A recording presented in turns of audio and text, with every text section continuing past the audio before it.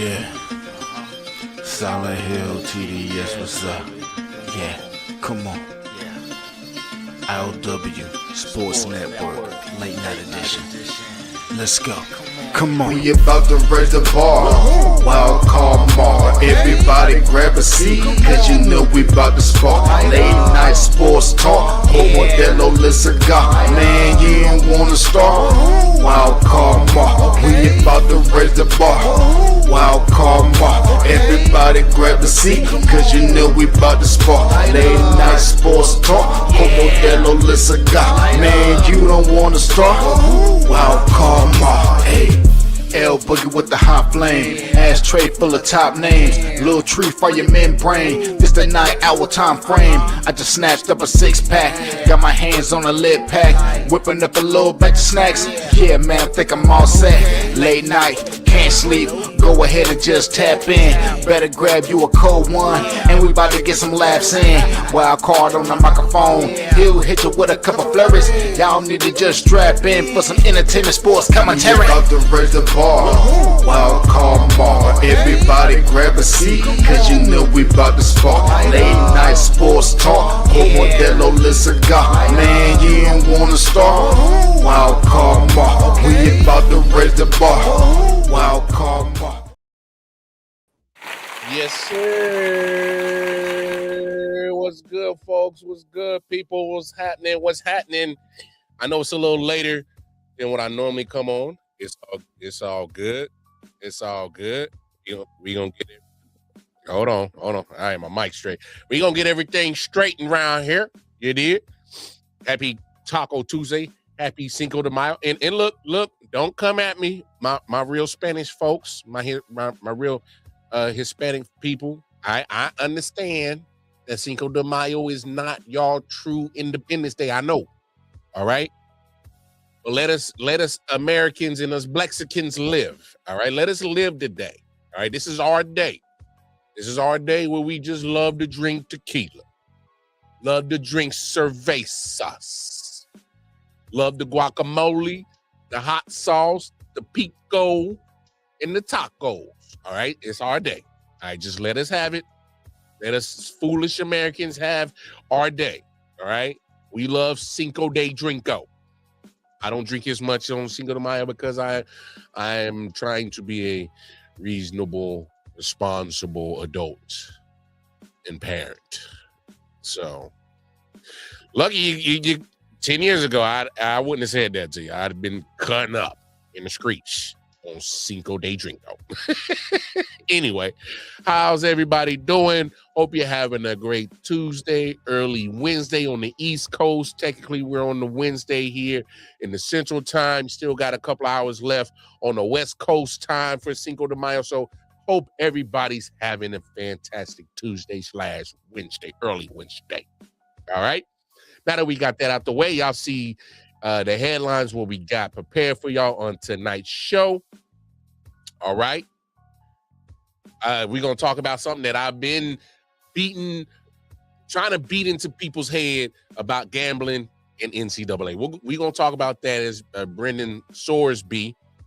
He's got his little situation going on. All right. We'll talk about gambling in the NCAA and why I told a lot of people from the jump, ban it, don't allow it. All right, we'll talk about that. Obviously, it's this time of year where cats get eliminated from the playoffs, especially if you are a big name. A lot of the discourse around your name, your legacy. All right, people love that L word. People use the word legacy more than they use the word love. All right, we'll talk about the legacy of one Kevin Durant. All right. But let's start right here. NBA playoffs, baby. NBA playoffs is cracking. What's going on, Gail? Classic line. What means KC? Kansas City. All right. Yeah. Kansas City, Missouri, to be specific, just in case you didn't know. Gail, there's a Kansas City in Missouri in Kansas, where the city sits on the border. So you got Kansas City, Kansas, and Kansas City, Missouri. I'm from the real side. Missouri side is the real side. No disrespect to the Kansas side. It's just that ain't nobody checking for y'all. All right. When they talking about Kansas City, they talking about the Missouri side because that's where we got the football team. Well, at least for the next 5 years, the baseball team, all the barbecue. All right. The dispensaries. All right. And what else is on the Missouri? Yeah, we got all that on the Missouri side. All right. So yeah, there's a difference. Yes, it means Kansas City, KC. Yes, that's what it means. Mm-hmm. I hope you learned something tonight. Hey, that's what happens when you tap in with your boy Wildcard Mark. Make sure you like, share, subscribe. I might drop some more nuggets for you. Okay. So, I might drop some more. Hey, I'm just letting you know. I didn't know where you was from. You asked a question, and I wanted to make sure that you knew. Kansas City. I don't know if you heard of the Chiefs. They're starting to become big over in Europe. One of NFL's most popular teams. They starting to become big over in Europe. Kansas City Chiefs. Ever heard of them? My man Gail. I know that American football is starting to become popular internationally. It's not as popular as football, as Europeans call it. I'm not trying to disrespect you, Gail, but y'all love. We call it soccer. We don't. We trying to get popular with the NFL on the same level as football. Soccer and UEFA League, Premier League. Trying to get as big as that over in Europe, as big as it is. It's an American sport. Us silly Americans love watching people collide with pads on, pretty much in a car wreck every day, putting their lives on the line. We're barbaric over here in America. All right, we're barbarians. All right, let's call a spade a spade. But let's get down to business, because NBA playoffs are here, heating up, finally into the second round of things. And I must say this, all right? I must say this. Me being a Lakers fan, look, the fact that we made it, okay, so oh man, not the Raiders. That's our rival. We don't like the Raiders. You look, Gail, go look up Patrick Mahomes. Look up Kansas City Chiefs, and you'll fall in love with football. All right. Don't. I'm cool with, if you like the Packers. We ain't tripping about the Packers. Don't like the Raiders. Rugby, yes, it's very international sport as well. I don't mind watching rugby. I wouldn't play it because I don't like the pile up when they do it, the piling and the jockeying for position. Yeah, that's but hey, rugby's cool. But here's my thing with the NBA playoffs. Now that we're in the second round, and me being a Lakers fan, I am absolutely hurt because I've been saying this for the longest. I've been asking for Lakers management to do something, and they did it. The only problem is you got the aging superstar in LeBron James, and you got an up-and-coming star. Well, he's already a star in Luka Doncic, all right? And what would happen if one of these guys went down? And this is what I was afraid of coming into the playoffs, if we were going to be a Luka-led team with no LeBron, or a LeBron-led team with no Luka. And that was what I was worried about as a Lakers fan. And yet here we are in the second round. They got out the first round, and I'll talk about that kind of more when we talk about KD's legacy. Cheers from Switzerland. Okay, Gail, shout out to Gail. Hey, appreciate you, man. Like, share, subscribe, spread the word. Hey, let's see how big we can get in Switzerland. And if you ever make it to the States, come on to Kansas City, Missouri. All right. Remember, Kansas City, Missouri, not Kansas. And I'll show you a good time. I'll show you all the spots to get the good ribs at, barbecue. I don't know if y'all do barbecue in Switzerland, but we do the barbecue. All right. I'll show you how to eat good barbecue. We got good tacos in Kansas City. All right. I can put you on game there too. I can show you where the good weed at too. The dispensary is popular. We got some good bud. I don't know if you smoke. I do, but I can show you those two. Now the girls, you're on your own. I'm a married man, so I can't show you where the girls is at. So after that, I can show you where the bud, the beer, the barbecue, and the sports is at. After that, I can't. Okay. So you do barbecues, word. Well, come on down to Kansas City, and I'll show you a good time. But when it comes to this Lakers situation, they're going up against OKC, and I gotta be honest, I gave the Lakers maybe a 10% chance to win it this series. The Lakers might be lucky if they get gentlemen swept. Still one game, maybe. Because it's going to be tough. It's going to be tough for the Lakers to get past OKC. OKC, obviously, constructive, how they constructed, got the better team. All right? They got the better team. Howdy. What's good? The Lakers are just, I'm trying to find the right word to really describe how I think they just don't match up well with the Thunder. I'll be surprised if the Lakers get one. I'm just gonna keep it that way. All right. And here's why. It's because, and despite an actually solid game for Rui Hachimura today,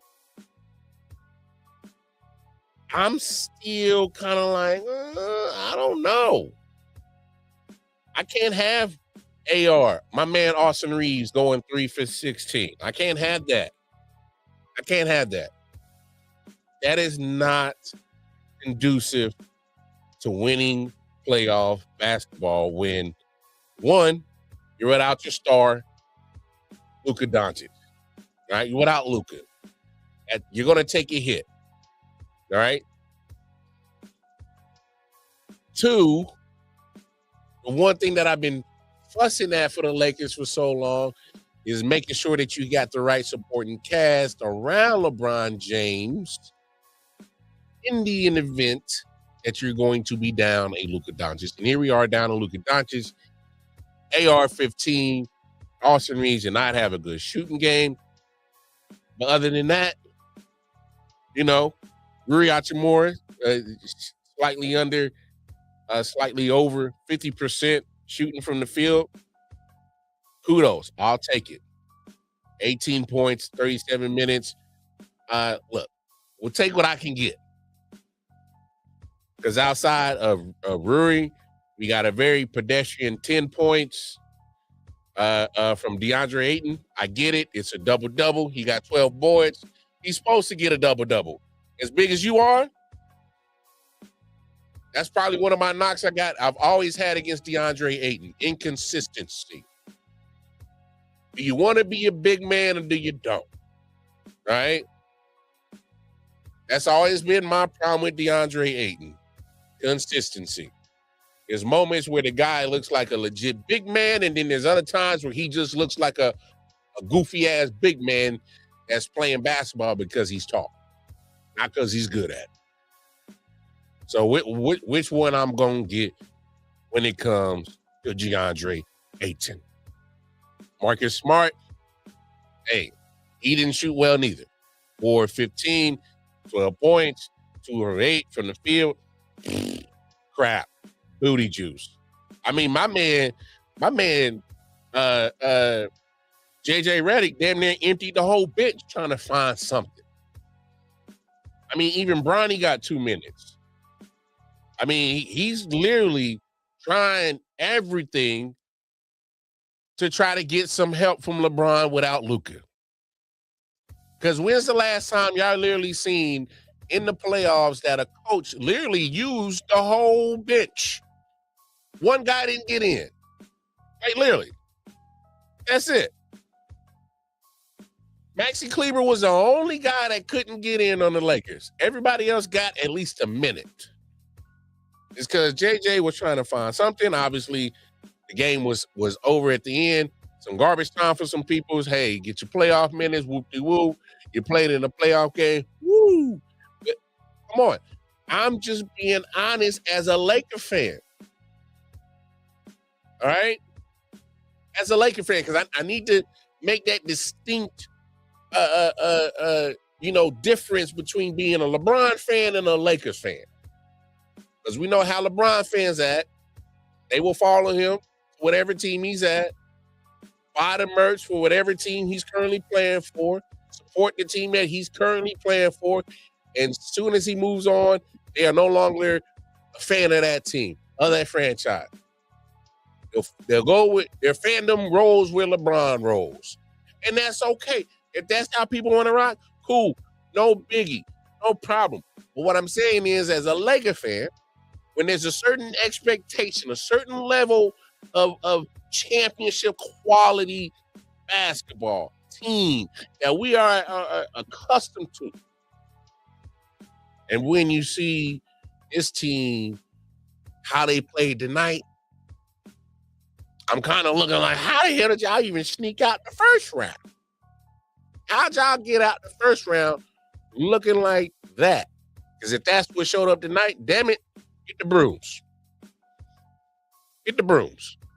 Get ready to get embarrassed, because OKC is going to easily sweep you right off the floor. You saw how the dominant performance they had in the first round. They picked up right where the hell they left off. Being dominant. Being dominant. I mean, literally, there's nothing, in my opinion, that the Lakers could have done tonight to win this game. I mean, Chet Holmgren gets his 24. Shea, look, not the most aggressive night, not the most stat-worthy night. Only gets 3 free throw attempts. I know a lot of people come on Shea talking about he's a free throw merchant, and I understand it to a certain extent, but I understand his game.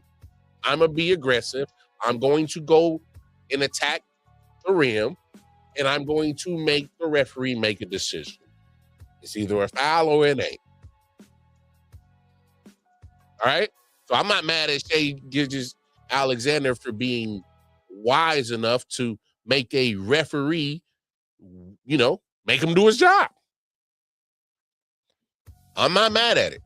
But the fact that you kept him to less than 5 free throw attempts, all right, that's a win, but it didn't equate to the actual win. All right? I mean, it literally was Chet Holmgren. And that's what it goes back to, the inconsistency when it comes to my man DeAndre Ayton is, hey man, you may not be as skilled as Chet, but you are also the bigger guy. Hustle up on skinny dude. Like Chet Holmgren is very skilled, but he's frail. He's thin in the tail. DeAndre Ayton, move that little dude. You may not be as quick, but you better figure out something. Like muscle homeboy. All right? The best way to slow down very athletic, slender dudes, just muscle up on them. You got to show them that you going to be tougher than him. You need to shut that down. Absolutely got to shut that down.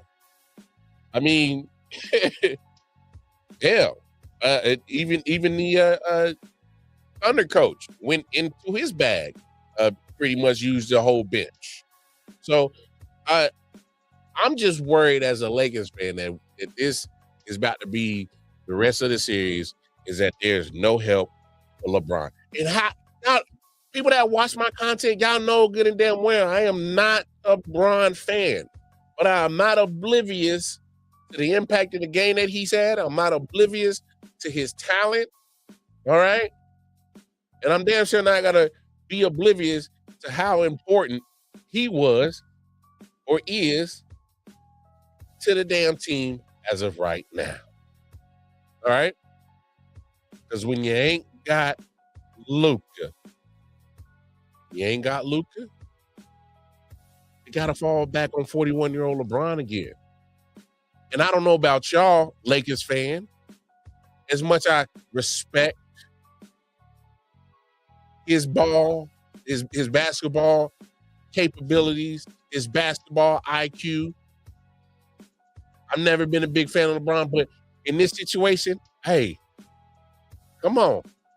I'm going to need somebody to kind of give my guy some help. Help. Help. Somebody come help my man Bron. And look, I'm not trying to freak out because it's game one, but I'm just being real. I'm just being honest. The fact, all right, the fact that the Lakers already pretty much went 6 games with a very offense inept Houston Rockets team without a Kevin Durant for majority of that season, I'm kind of like, well, damn. What are we going to expect when they actually got to go up against a team like OKC? Well, here we are with game one, and I'm like, damn, son, you might want to pack your bags, get the broom ready. It ain't looking too hot. It ain't looking too hot. I mean, I just got to be honest. I never pitched LeBron Bell because I don't like pitching superstars Bell when, especially in the NBA, when you as a superstar can affect the scoreboard so easily by yourself. You can't. LeBron can easily affect the scoreboard by himself. KD can affect the scoreboard by himself.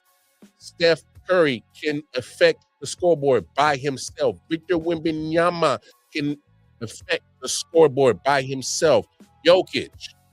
I'm talking about the dogs, the superstars. When you like that and you can affect can affect the scoreboard by yourself, ain't too many times I'm gonna pitch you bail. But in this situation, I'm like, yeah. What do we expect? I mean, this guy has been 22nd, 23rd year, came right out of high school. A lot of tread on their tires is worn out. LeBron James might be the epitome of till the wheels fall off type athlete. He gonna rock till the wheels fall off. I mean, hey, the guy takes great care of his body. Never doubt that. Never doubt that. But here's what scares me. Here's what scares me. LeBron was awesome. Again, he's 41 years old. He had 27 points. Like, he can't do anything more than this. It's going to be on the supporting cast, isn't it? Yeah, it absolutely will be on the supporting cast. I honestly was surprised by LeBron's performance because what lives rent-free, you know, I'm a Houston native, what lives rent-free in my brain, I think it was after game 3 versus the Houston Rockets, they asked the sideline reporter, how are you doing, LeBron? And LeBron said, I'm tired as bleep. And we saw the miles sort of stack up, but he's a true professional. This man invests $1 million in his body every year. The professionalism for him to show up and also capitalize on what the Thunder did. I was thoroughly impressed with LeBron James. Everyone else has to raise their game. The DeAndre Aytons, the Rui Hachimuras, again, Austin Reeves, those guys have to be top tier for them to have any sort of a chance. And that's Tanae Agumake. She was on with Scott Van Pelt tonight. And she's right. I mean, I was impressed with LeBron. Again, I'm not a LeBron fan. But as impressive as the performance was, I don't care. You know why? It was a losing effort. All right? People talk about that big game that Michael Jordan had against the Celtics. What, 63 points? It was great. Should we really care? It was in a losing effort. I mean, we can praise good performances, but we should also keep great performances and losing effort exactly what they are. It was a great performance, but I'm not gonna go cuckoo, for Cocoa Puffs. You didn't win. The object is not to look great, have a great performance. No, the object is to win. And if we ain't winning, I don't care. That LeBron at 41 was very impressive, which he was. But damn it, and this is not on him. It's not on him. But what I'm saying is, something better happen. Something better shake for the Lakers. Y'all better figure out what's up with Luka. You better go down to New Orleans, get one of them voodoo chicks, get one of them babies. Get one of them voodoo babies. Put a little Vex or Hex on my man. Boil up the chicken feet, whatever the little posters they be coming up with. You know, blood of the goat. I don't know what they, you know. You want them good Creole girls to cock up something for you, make you feel better, Luka. I don't know what needs to go down to get Luka here tomorrow. I don't know. But something gotta shake. Because I'm willing to take the ineptness of Luka's defense to at least make sure that I can get what he does on offense. I'm okay with it. Because if he's going to be shaky on defense, obviously we'll see what the Jared Vanderbilt injury looks like with the finger. But at the same time, I'm putting that joint in a splint and I'm telling his ass to get back out there and be my shutdown defender. You know? There are other people that can defend on the Lakers having Luka on the floor. Let that be somebody else's child. Let that be Vanderbilt or Rui or hell. I let AR do it. I don't care. Just make sure that I got Luka's offense to help LeBron. Because this is what you're going to be dealing with, because we know that AR can score, but are we sure that AR is that consistent scorer to help alleviate some of the pressure off of 41-year-old LeBron? I don't think he is. Excuse me. So we've seen good AR, and tonight we saw bad AR. The problem is you can't be bad AR when there's no Luka. You gotta be on. Gotta be good AR when there's no Luka. You got to be the Batman's. You got to be Batman's Robin. You got to be the Robin to what is LeBron is the Batman. You got to be that number two. Look at this, how this roster is constructed with the Lakers. If there's no scoring from LeBron, who gets the points? Because we don't know when Luke is coming through that door. Who's getting the points? If anybody can answer that for me, I'll shut the fuck up. If anybody can answer me right now, if there's no AR shooting well, I'm sorry, if there's no Luka, and LeBron has to carry the load, where's the help coming from? Because I don't need every now and then guys that's going to chip in. I need consistent players that's going to chip in and help LeBron get to the next round.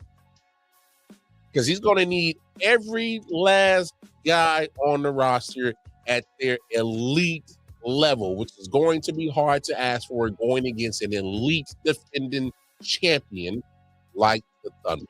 It's going to be a tall task. Is it impossible? Hell yeah. I ain't going to fake the funk with you, all right? I think it's impossible for the Lakers to win this series. I said it. My fellow Lakers fans, get mad at me all you want. Don't get mad at me.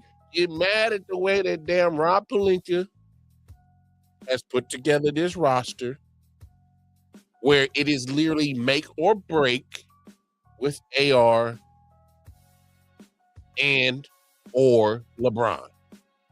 They prefer having LeBron and Luka, but that ain't been the case this season. So at this point, we're at and or LeBron and Luka. That's just where we're at. You just got to face the facts. And when one of those and or ors not in the lineup, because they are not available, because of injury, because of health. Boom. Here we are into game one, getting the doors blown off. And I know a lot of people say, well, you know, the final score isn't indicative as it was. I ain't trying to hear that. Because at the end of the day, from what I was watching, I saw Oklahoma City team. I was really just kind of like, hey, man, let's make this shit interesting. Let's see who we can, entertain for the next 12 minutes in this fourth quarter. Because it was close. And then at some point in time, the Thunder said, entertainment shit over. Time to cut, bro. Time to kill, motherfuckers. And they did what OKC did and said, it was cute, Lakers. That was cute. But it's time to put foot to ass, boot to cheeks. BTA will commence in 5, 4, 3, 2, 1, and get them up out of there. That's what happened. Matter of fact, that's a lot of things that's been kind of happening off of, not to get off subject, like the Magic was a lot. That was a lot of fool's gold right there. For them to be up on the number 1 seed, Detroit Pistons, and I kind of think the Detroit Pistons was kind of playing when they fooled a little bit. They was like, oh, these old punk ass Magic, we ain't worried about them. And then next thing you know, they were down 0-2. And then in my humble opinion, Detroit said enough with the bullshit. We've done enough playing with these old punk ass Magic. Let's get them up out of here. Because then you saw the collapse of Game 6. All right. Then you saw it just complete demolition in Game 7. All right. Same with the Cavaliers series in round 1. They finally stopped playing and was like, we're so much better than you. Yeah, we shouldn't even be here in Game 7, but now that we're here, let's just flex and show that we really are better than you. Because that's what I kind of felt how the situation went down against the Raptors.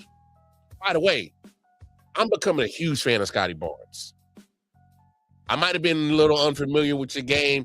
I apologize, Scotty Barnes. My bad. I kind of like what you're doing. I kind of think that Toronto might want to make sure that you do all you can to build around Scotty Barnes. I like his game. He kind of gives me a real old school feel where he kind of seemed like he wasn't okay with settling with jump shots at the 3-point. It looked like he wanted to get a series. One of the games that I was watching in the series, Toronto and Cleveland, he was being aggressive and trying to find his spot, whether it was mid-range or getting to cups. And I love that. Maybe I'm old school where, okay, I am old school. I'm cool with the 3-point shot, but when damn it, you are literally taking as a combined in the game, is probably damn near more 3-point attempts than points scored. That blows me. All right. When both of these teams are combining, probably shooting 45 attempts apiece, it's crazy to me. I think that's crazy. Damn, they got 90 attempts at the 3-point line is absolutely crazy. Maybe that's just me. But to get back on track, when you start seeing these teams kind of like, they're better than the team that they are, and they are just bullshitting around in these series, and they flip the switch, and here we are again in another situation where I think, okay, she was like, that's cute, Lakers. Yeah, stick around for the 4th. Let's get the views up. Let's get the NBA Twitter world talking. Let's get First Take talking. Let's give them something to talk about. Stephen A. Smith needs something to talk about tomorrow. Max Kellerman's probably somewhere talking some shit. Let's get Nick right, being Nick wrong tomorrow. Have him say some outlandish bullshit.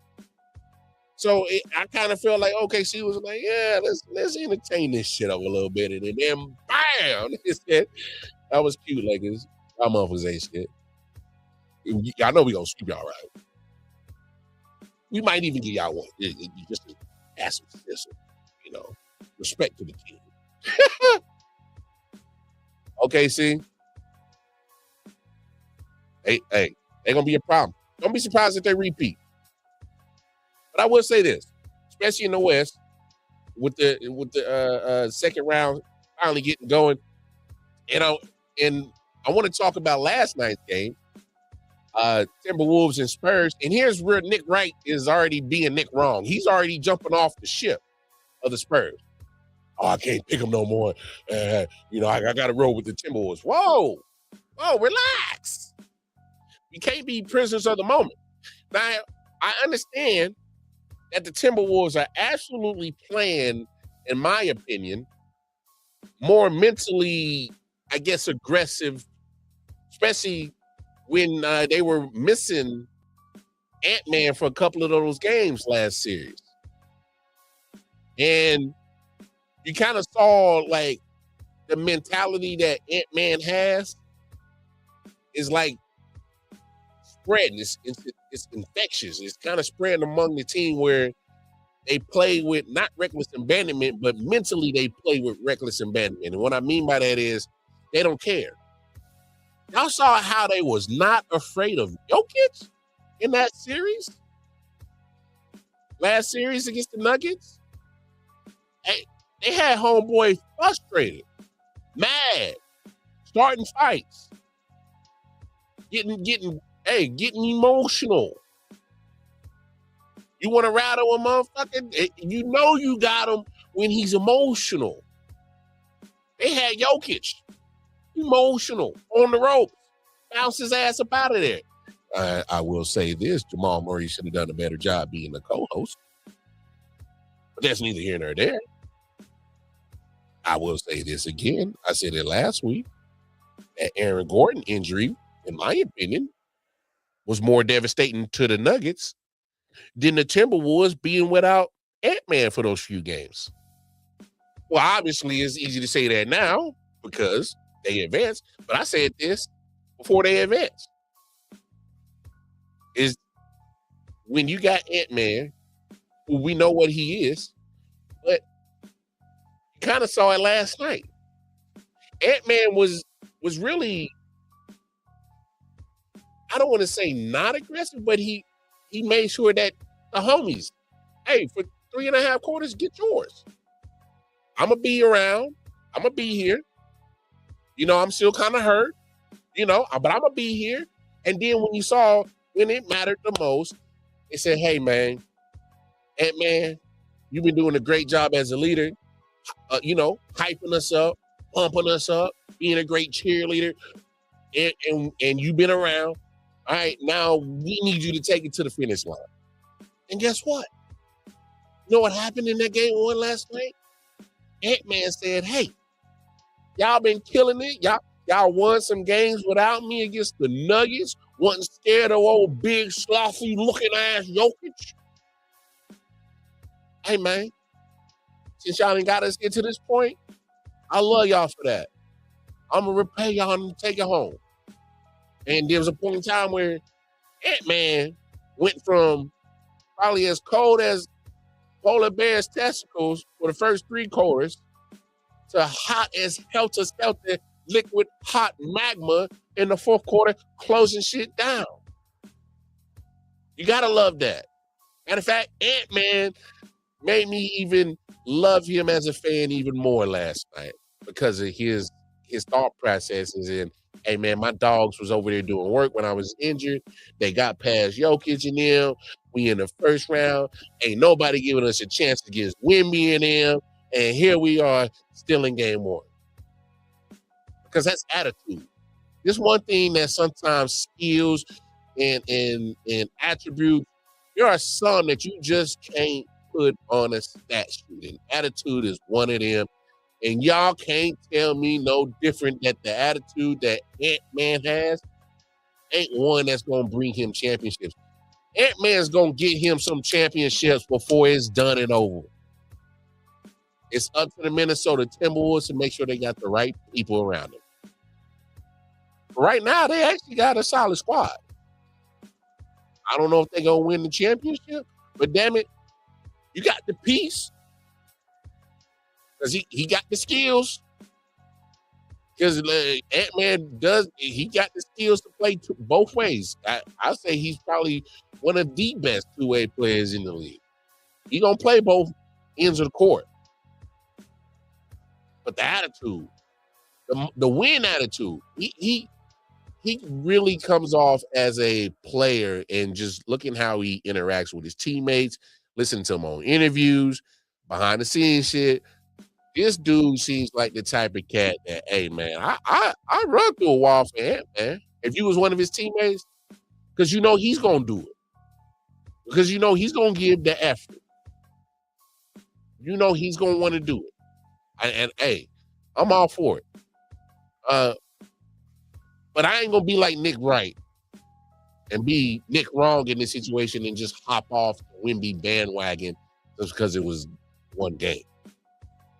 Because at the end of the day, it's still the Spurs who have a very nice roster, and it's still led by Victor Wembanyama, alien himself. And I don't expect him to go that cold from beyond the arc like he did last night. Matter of fact, I'm willing to bet that he'll probably cut, I think it was 8 attempts he took from the line last night.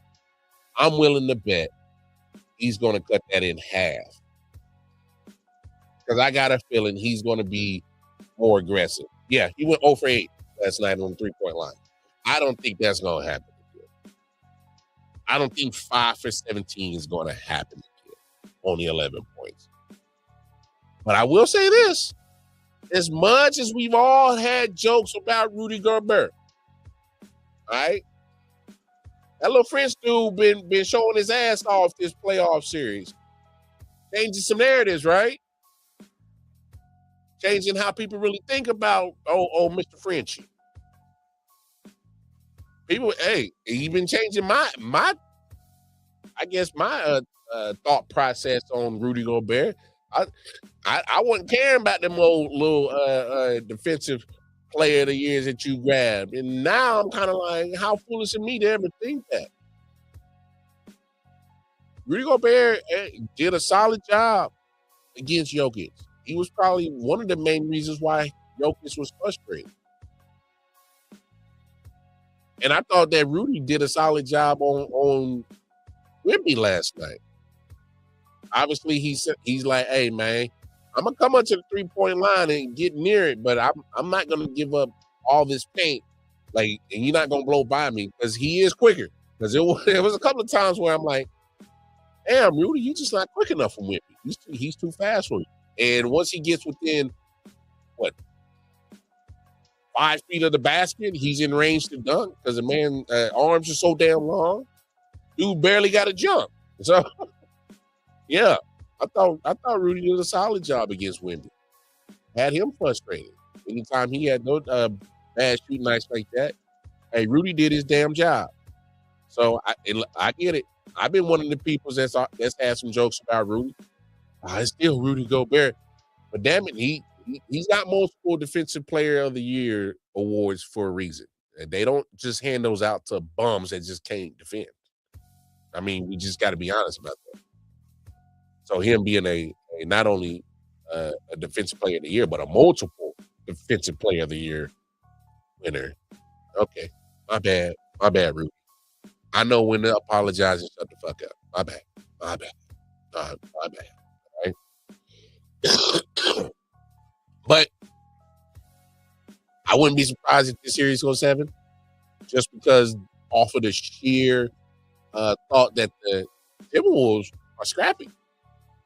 They are. It's just hard.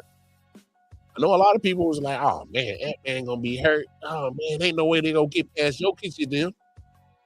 And they are in the second round. They're already 1 up on Wemby and them. So that's just where I'm at with that one. OKC, yeah, we talked about it a second ago. It is what it is. Let's move to the East, right? Because I don't know what to really make of the 76ers. I really don't. You win the 7-game series, get rid of Boston, which, by the way, sidebar, I wouldn't have, I get that Jason Tatum wanted to play. He thought he was healthy enough for it. But hey, sometimes when you got those type of injuries, man, you got to be so careful with the ramping of a player coming back from the injury. And for him to come back within what's that, 8-9 months, 10, if that, miraculous, dangerous at the same time. And obviously, we're not having this conversation if Tatum doesn't get hurt, but he did. All right. And it does make you wonder, like, how was he really trying to push it? Like was Jason Tatum trying to push it too hard, trying to come back at the end of the season? And I know they were trying to they weren't. I think they should have done a better job at minute restricting him on the way back, because he wasn't doing back-to-backs, but there was times he's hitting 35, 36 minutes. Like a few times. It's kind of like, if this guy's coming back from this type of injury, like, why don't we give my man 10 minutes here, 15 minutes here, then ramp it up once you see that his body's responding the way you want it to go from 10 minutes, 15 minutes, 20 minutes. Start slowly getting him, or at least the minutes that you play him will put him in a position that he's not exposed where, hey, we're just trying to get your feet wet, bro. You could put him in end of the first quarter, maybe beginning of the third quarter. Let's make sure we just at least get your stamina up, get your wind up, try to get you back in somewhat of basketball shape, competitive basketball shape, because you ain't been competitive in 10, 11 months, something like that, because of the injury. So I'm not saying that Boston did wrong, because if I'm a coach or I'm a general manager and my star player comes to me and says, hey, man, I'm ready. Well, let's talk to medicals. They clear you. Then all right, let's go. But I don't know, man. Maybe sometimes players got to get saved from themselves. I don't know. I don't know what the actual true answer for that situation it was in Boston. But I know one thing. Hey, there was a point in time we all can't fake the funk. When we saw Tatum coming back, he was getting those minutes, had a couple of nice little games towards the end of the stretch. And you're like, Boston might be a little bit scared of what the hell we thought they were. But Philly handled business. Game 7 took a lot out of the 76ers, and Game 1 in New York was a quick turnaround. Yeah. Shout out to Man Down Sports, Mel, Jay, Chris, the ladies. Dom, Brittany. Shout out the whole Man Down crew. Y'all make sure y'all tap in with them. They do great shit around there, right? They do great stuff. Content is fantastic, right? Matter of fact, hey, I ain't never scared to say stuff where I get inspired by other people's, right? They one of those content creating companies that, hey, I don't mind. Hey, man, I like kind of what you did right there. Let me incorporate a little bit of that in my shit. Hey, if you ain't getting inspired, I don't know what you're doing. Then you ain't serious about your craft, right? If you don't get inspired. So shout out to them. But yeah, I definitely agree with that. It's crazy with the scheduling of the NBA. Like, damn. Which I understand, because they're more apt to have quick turnarounds. Obviously, playing an 82-game season, there's some back-to-backs in there. There's some travel days in there. But, hey, it's always a quick turnaround with NBA players in the game. So, they're used to that, but it still doesn't take away from the fact that it was a Game 7, that they were in with Boston. And you know, Boston and Philly are kind of those two cities where, you know, it's like the rivalry type, you know, they don't really fuck with each other. Boston don't really fuck with Philly, you know, because Boston says I was the original city of America, and then Philly says no, it's really us. We was the original city of America, you know. So they got that little kind of weird city beef going on, and it kind of leaks into the sports somewhat. I mean, they in the same region, so I understand it. So emotionally, I can definitely feel what Bell is saying right here. When hey, you going to game 7, you're physically drained, you're emotionally drained, you're probably spiritually drained, and guess what? Here come the Knicks, who happen to be clicking at the better time of the season. I mean, the Knicks thoroughly put boot to asses the other night. They made sure that, hey, yeah, that was cute, Knicks, for getting rid of Boston, even though we wanted to play them. But since you're here, come get this ass whooping. Come get it. And get it. And guess what? The Knicks got to do this. I said it last week. If the Knicks don't win the championship this year, then win. Then win. All right? A lot of things kind of happened the way for the Knicks this year. Obviously, the downfall of the Bucks. Giannis Antetokounmpo needs to get up out of there. By the way, I've said this before. If I was Oklahoma City, I was Denver Nuggets. Oh, yeah. I'll say it here again.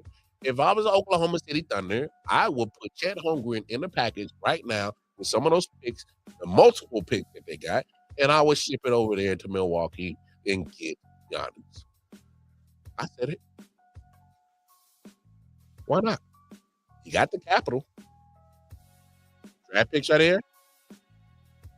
The money will work itself out because Chad already got the max extension. All right. Giannis is already on the contract. Just saying. If you want to keep that dynasty to go from 2 to 3 years in OKC to probably 5 to 6, 7 years. No disrespect to Chad Holmgren, but I would pack your bags in a heartbeat if it gets me Giannis Antetokounmpo. Just saying. I know for a fact what I got with Giannis. I think what you got with the possibility of Chet does not equal to what the factuals of what you know what you got with Giannis. I would trade that in a heartbeat. He's 30. Probably got, 6, 7, maybe 8 at their max. Elite years. Chet, I get it. The younger one. That body frames, he frail in the tail. All it takes is one good shoulder check into that chest, might cave that whole motherfucker in. All right? Y'all remember what happened when Yao he was tall, but he was lanky. Y'all remember when you get tall and lanky going against power. Shaq will throw that damn shoulder in the damn Yao's chest, and he was intentionally trying to cave that motherfucker in. Just saying. Just saying. When you're lanky and tall, no weight to the tail. Not saying you not gonna last in the NBA. It's just a little bit tougher to last in the NBA. You got some dudes that is just really some body rockers on the paint. It's gonna be hard for you to survive that. Just saying. That's just simple physics, in my opinion. I don't think you need to be a rocket science for that shit. But again, we're back on track to this. The Knicks got to win. Matter of fact, it's so much, in my opinion, there's so much pressure on them to win that if they don't win it this year, I think you got to consider moving some of those pieces. Maybe Mikal needs to go somewhere else, and you might get some value from him. Maybe OG needs to go somewhere else. maybe you start thinking about Jalen, Cat. I'm not saying you blow it up, but you gotta. If they don't win the finals this year, then I don't know what you hold on to because you hit the ceiling. You already fired one coach for hitting the ceiling. Mike Brown's in his first year. It may sound crazy, but Mike Brown got to go win it. It's just, if not now, then when? Again, Milwaukee's been down. Boston, they kind of scared us, but they're not the same. Detroit, okay, they solid. Love Cade. But if he's not shooting well, where the scoring come from? So that's a lot to be banking on Cade Cunningham to make sure he has a pretty much elite night every night. I mean, that's just my opinion about Detroit. So you look at the rest of the East, Philly don't scare me. Matter of fact, they won Joel Embiid slip away from losing him for the rest of the series. He might sneeze too hard and put his spine out of alignment. The way he's so fragile, that man might fart and he got a broken tailbone. So look, I'm just being honest. And I love Tyrese Maxey, but I don't know if he's always been capable enough to hold the squad down when there's an Embiid out. I don't know if he's capable of doing that. Solid player. Love Terry's game, but I don't know if he's that type of player. I haven't seen it enough for me.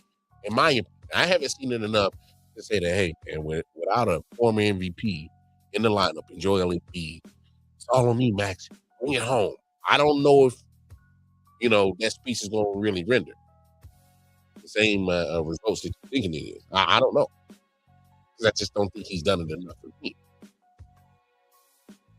So when I'm looking at the landscape of the East, I'm kind of looking at the Knicks like, why don't y'all win this joint this year? There's a lot of things that's just unusual of the East this year that hasn't been in years past. There is no, in my opinion, clear-cut winner of the East. It needs to be the Knicks, though. I don't see a clear-cut representative for the East. But it needs to be the Knicks, though. Just saying. But let's be honest. The Knicks will have a hard time with either OKC or San Antonio. It'd be tough. It'd be tough. And I don't want to assume that we're automatically going to get Spurs, Timberwolves. Spurs in Thunder. Damn, it's kind of hard to really not think that we're not going to get it. And I get it. You're down on one of Minnesota Timberwolves. Hey, man, they got to get 3 more. And that boy Wemby might be on hell on wheels for the rest of the series. So I'm pretty sure he not like the result of what went down in game 1. Just saying. And I definitely think he wants to make sure that he sees OKC in the Western Conference Finals. Because I think what would bring him satisfaction is winning the West and also winning the West by beating your nemesis. I'm just saying. I think Wemby's motivated to make sure that he beats the Thunder. And he makes sure that he bodies Chet Holmgren. I just think that's what he wants. So don't be surprised the Spurs come out for the rest of the series. And your man, Wembanyama, is going ape shit. Don't be surprised. Don't be surprised. I didn't spend my whole show on talking NBA playoff. Let's get to this. KD legacy. Because we do this every year, folks.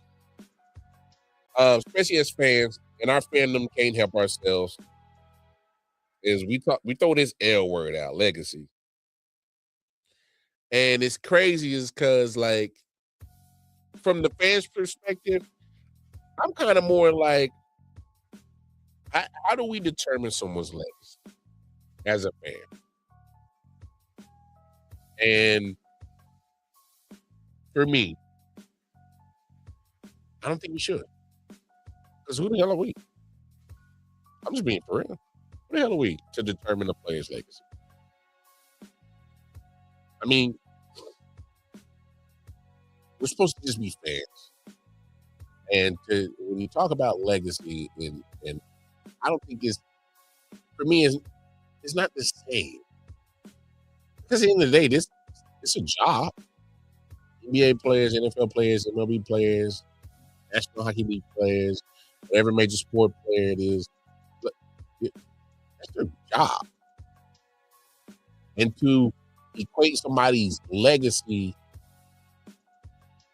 or what they did on a job is, when you really kind of bring it down and think about it, is quite goofy. Goofy. Because his job is just a source of income. It shouldn't affect my actual legacy as a human being on this planet Earth.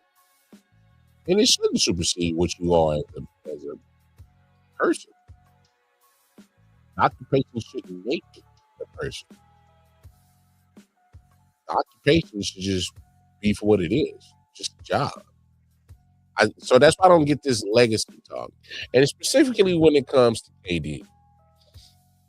And I was thinking about this the other day, and my analogy might be a little bit off, and y'all can get at me in the comments and say, whatever, just don't be disrespectful. Kevin Durant, I've seen players like him, and the first player that comes to mind, believe it or not, is Deion Sanders. And here's where the comparison for me is at right here. Because for those that remember Prime's Deion Sanders NFL career, specifically that career, your man drafted to the Falcons, was doing well. They made a few playoff appearances. Then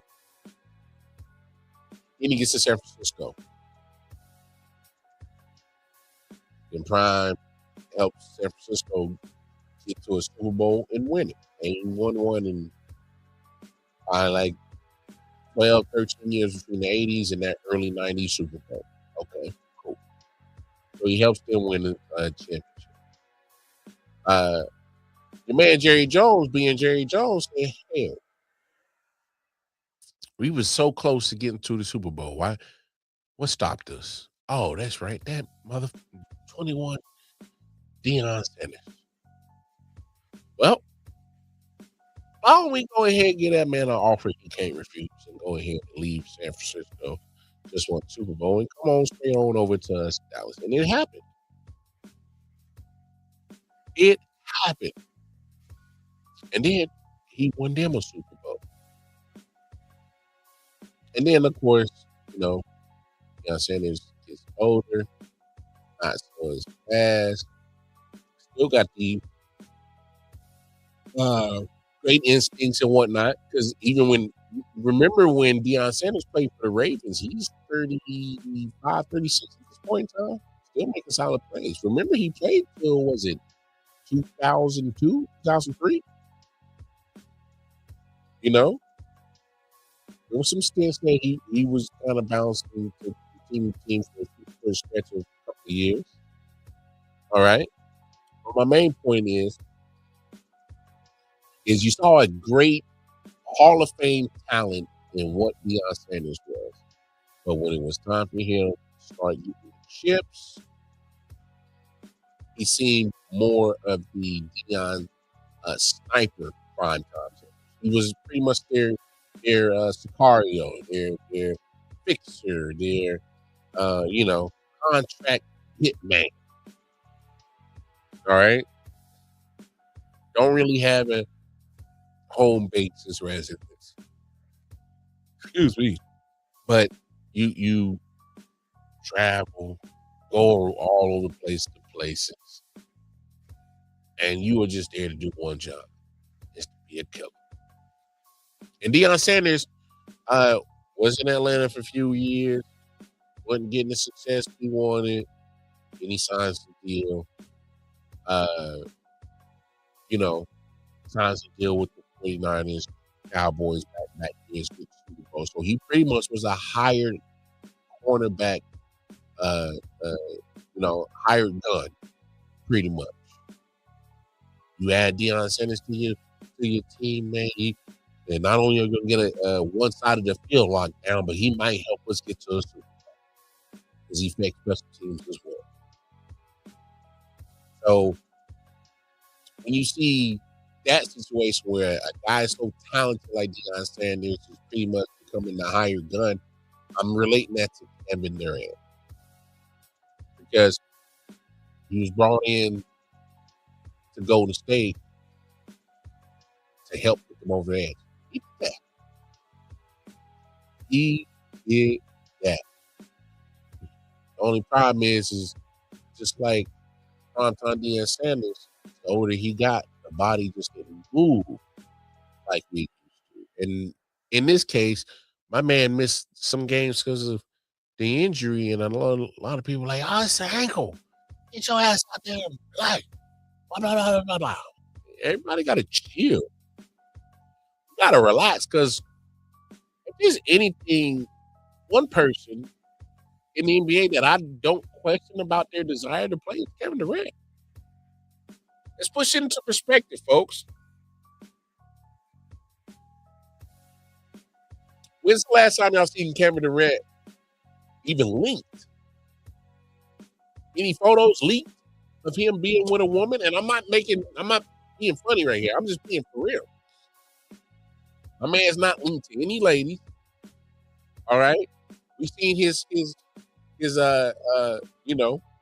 grooming habit. All right. Ain't the best at brushing his head and B2Bs or brushing his beard. All right. He's made it known that he ain't big on using lotion. All right. So let me get this straight. People are questioning Kevin Durant and his legacy. Huh? You talking about the man that has always been about basketball? Him? We're questioning his will and want to play? Come on, folks. Let's talk intelligently. Let's really be honest about this thing. If you don't like Kevin Durant, then just say that. But just like how prime time was, he starting to become a hired gun. The only problem is this is Houston problem. It was a problem in Phoenix.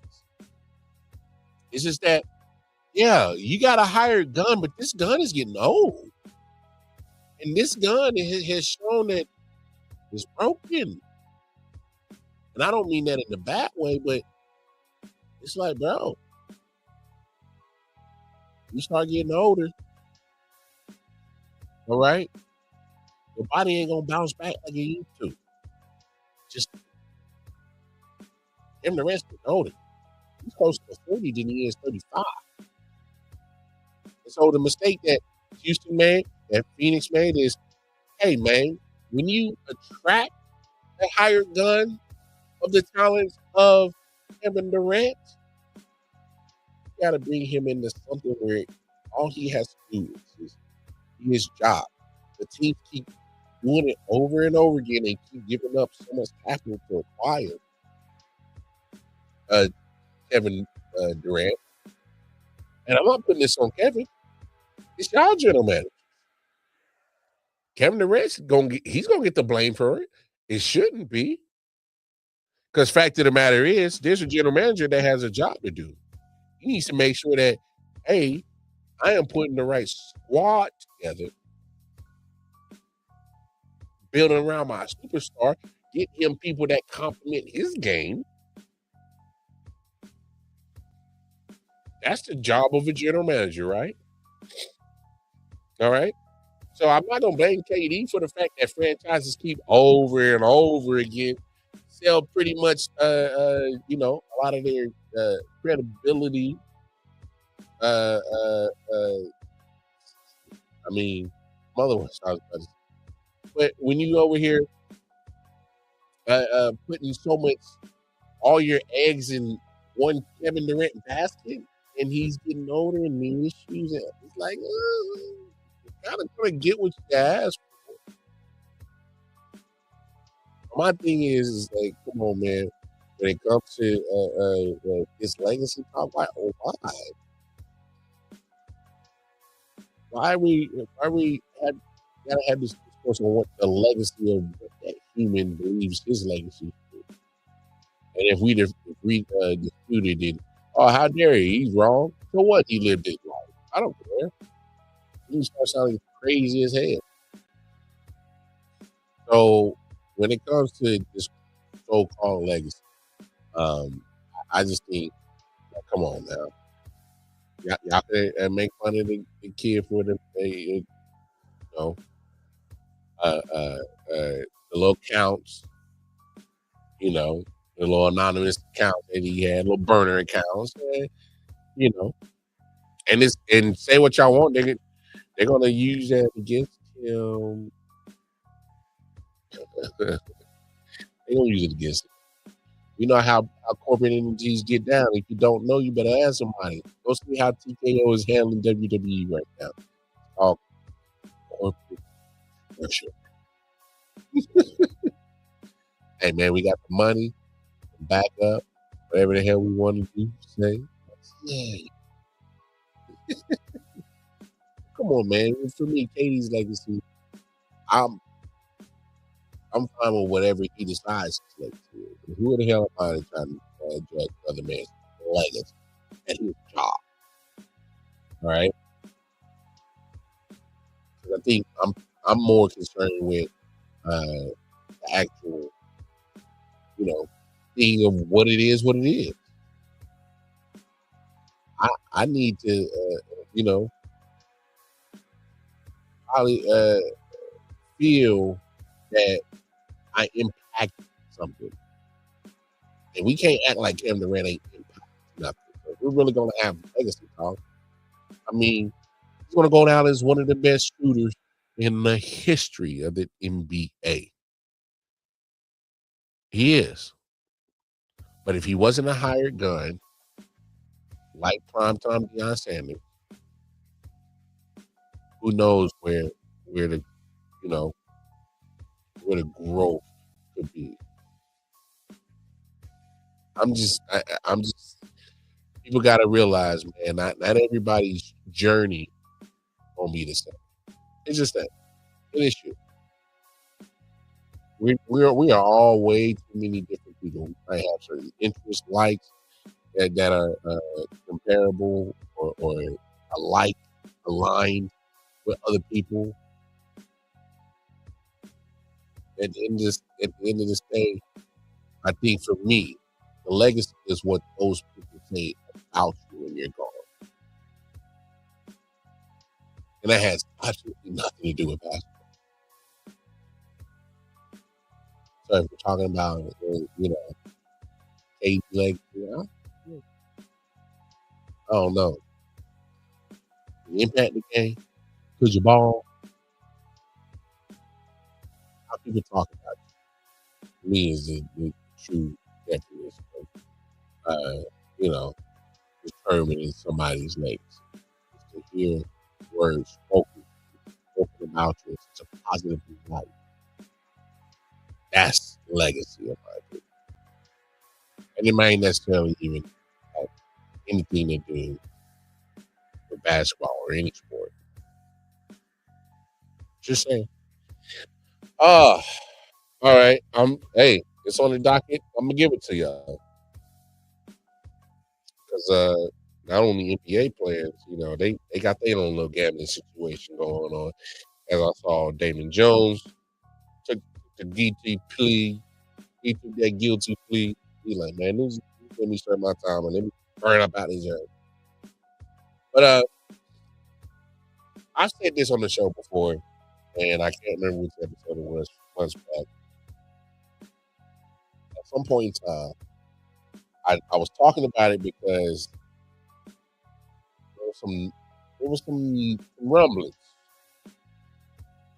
All right.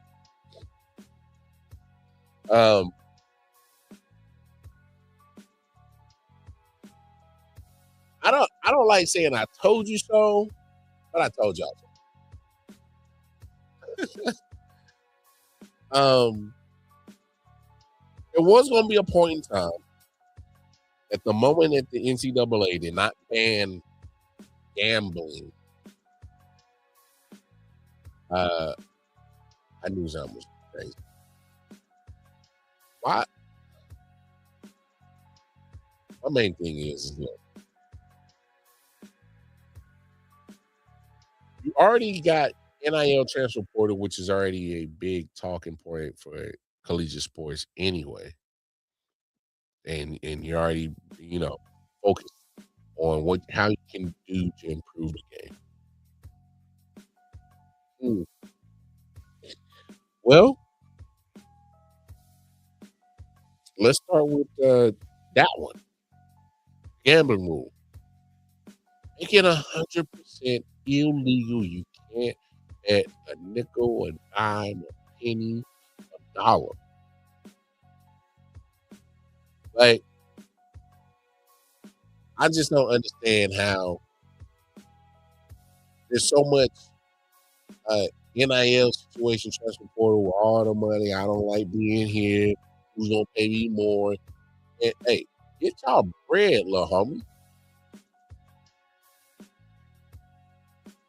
I'm just more irritated that before it was go get your bread is how are we gonna structure this thing so that it doesn't turn into the bullshit that it is now, where cats is getting outbid when it comes to money that can be donated to the school. Blase, I might know that person, they know this person. We can, you know, backdoor an operation read.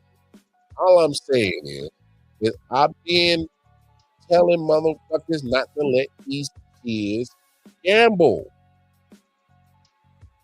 because they're not responsible. Ladies and gentlemen, I may not be 24, 23, 22 no more, but I'm willing to bet that if I was still 19, 20, 21 and had a pocket full of money with my name, image, and likeness, still that shit was probably getting wasted that night. I'd have acted a damn plum fool with NIL. Oh, what? How much can my NIL get me? I'd have been worse.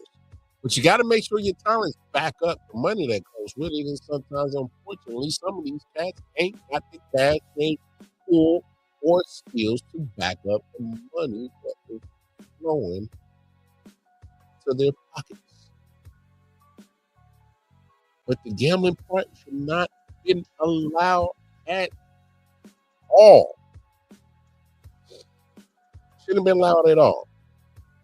The moment I saw that they weren't going to 100% definitely not ban gambling in the college world, I knew something was wrong. Because it just didn't make sense. Like what? Haven't we seen how some of these kids acted? No disrespect. The whole team of Georgia got some left foots. Let me getting this NIL money. All of them probably got stat packs. They all walking around with the Dodgers, the Mopars. We stat packed out. Well, they all got left foots, and all of them damn near getting into some type of auto situation every damn year. Every damn year. Every year. So what my main point is when it comes to this gambling thing is, why are we trying to give 18, 19, 20, 21-year-old, young adults, not fully mature. Well, why are we even letting them even entertain or sniff that hate gambling is prime y'all? Because it won't be. They get cats in trouble from other states and countries. They be on that gambling shit. And something acting fun. Something ain't right. The only problem is with this one, this ain't the tip of the iceberg, baby. This ain't the tip of the iceberg. It's gonna get worse before it gets better. It is. It's gonna get far more worse than it is gonna get better. It'll take a minute for all this to clean all this up. But listen to Paul Feinbaum. To go into your mind.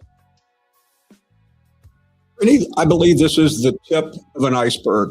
This is a story that a lot of people have been waiting to happen. It was a couple of years ago, head baseball coach at Alabama bet on games. He was fired immediately. The story went away. But this is such a big story. I called Danny Sheridan last night, the well-known sports handicapping expert. He told me 75% of male college students bet on sports, and more than 25%, according to his research, of athletes. This could be an epidemic proportion and an epidemic of a scandal. Greeny, and here's the most interesting part. The NCAA has been asking for this. About a year ago, the NCAA agreed on legislation that allowed college athletes to bet on professional sports. A number of people, including the SEC Commissioner Greg Sankey, intervened. They went to the president, Charlie Baker, and said, we have to rescind this. They did, but they opened the door for all of this, as we all know where sports gambling is, and now it has crept into college sports. And Greeny, unfortunately, I believe we'll be here many more times talking about this issue. The only problem, Feinbaum, with what you said, it didn't just creep into college sports. It's been there. All right? Collegiate sports and gambling's been going on. People been betting on, Final Four games. Every tournament, March. Money's getting thrown across the damn world when it comes to that. And it's not just everyday folks gambling.